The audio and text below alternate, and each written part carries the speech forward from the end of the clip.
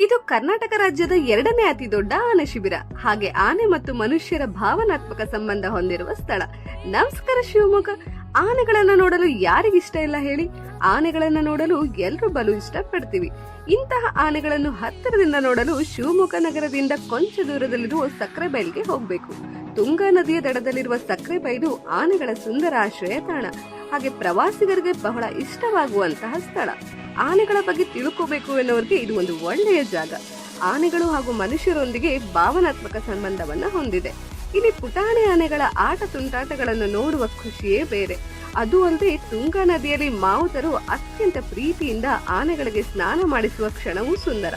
ಆನೆಗಳು ನೀರಿನಲ್ಲಿ ಬಲು ಖುಷಿಯಿಂದ ಇರಲು ಬಯಸುತ್ತವೆ.